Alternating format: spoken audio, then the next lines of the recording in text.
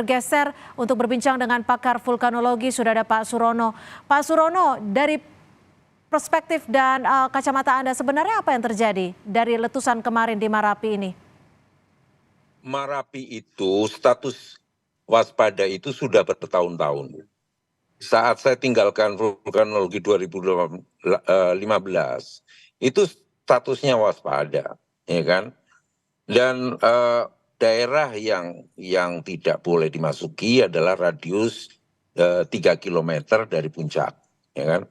Jadi beginilah, kan ada aturan alam yang harus kita respect, ya kan? Aturan alam itu Marapi sering meletus, kalau tidak masuk radius 3 kilometer walaupun meletus ya aman gitu loh kan. Jangan terlalu dekat gitu loh. Kan tidak mungkin kita menutup semua gunung api yang memang letusannya hanya dalam sekitar puncak radius bahayanya 3 kilometer, kan nggak mungkin seperti itu kan. Oke. Jadi antara rasio, ya kan, dan hati kadang tidak nyambung, bahwa secara aturan itu 3 kilometer dari puncak nggak boleh masuk radius itu, Oke. ya kan. Kadang-kadang keinginan itu lebih kuat, ya kan, akhirnya terlanggar. Dan tidak mungkin masyarakat di kaki Marapi itu, kecuali abu loh Mbak ya, kecuali abu, ya kan, bergantung arah angin, itu pasti kena pada saat terjadi letusan. Tetapi kalau di atas Baik. puncak ya kalau melanggar aturannya, ya saya tidak tahu gitu. Baik, selanjutnya dari pengamatan Anda, seperti apa aktivitas vulkanik Marapi ini? Apakah akan berlangsung lama atau akan seperti apa, Pak Surono? Bukan akan berlangsung lama, sudah berlangsung lama letusan ini. Sudah berlangsung lama, oleh karena itu ada rambu, ada aturan yang alam maukan, ya kan, sebagai tuan rumah, adalah radius 3 kilometer tidak boleh masuk, ya kan. Ya kan, andaikan itu dilanggar aturan itu kan, celaka sudah pasti, ya kan, selamat itu suatu hal yang kebetulan saja gitu loh. Ini yang pada saat terjadi letusan ya. Oleh karena itu janganlah kita tabrak-tabrak aturan itu, andaikan kita mau selamat gitu ya. Menabrak aturan, ya kan, celaka sudah pasti, ya kan, selamat suatu hal yang kebetulan gitu loh. Ini bukan akan berlangsung lama, sudah berlangsung lama dan Baik. akan terus berlangsung.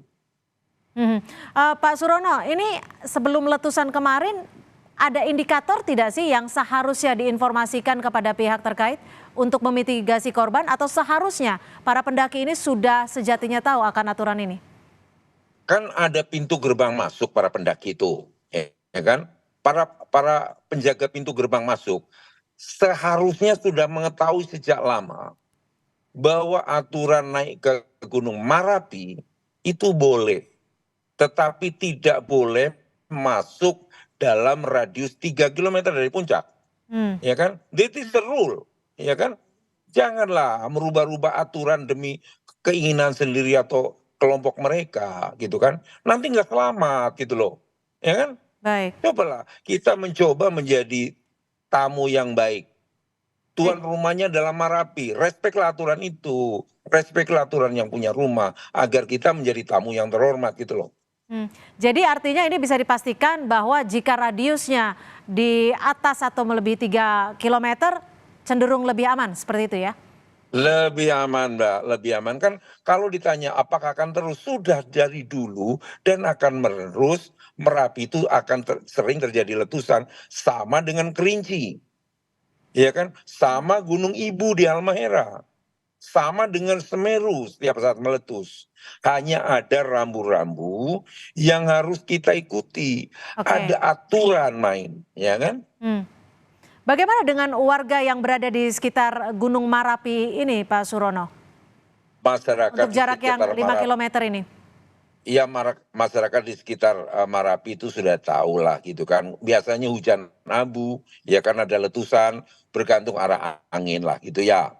Karena ini agak besar kelihatannya, ya kan, abunya agak lebat. Tetapi ya inilah Marapi yang tidak pernah berhenti meletus, ya kan, kadang besar, kadang sedang-sedang saja, kadang kecil. Oleh karena itu kalau ditanya apakah akan berlanjut, sudah sejak lama berlanjut dan akan berlanjut terus.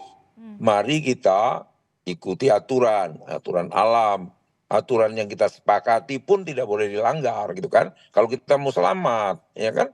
Sama lah aturan bernegara juga seperti itu. Baik. Harus kita kita ikuti gitu loh. Artinya warga di Kalau sekitar enggak ya kita Gunung nggak selamat. Merapi tidak perlu dievakuasi, seperti itu Pak Surono? Tidak perlu, tidak perlu. Dia itu kan hanya jatuh di sekitar saja, kemana arah angin itu seperti itu. Makanya karena sering meletus, ada material lepas di puncak.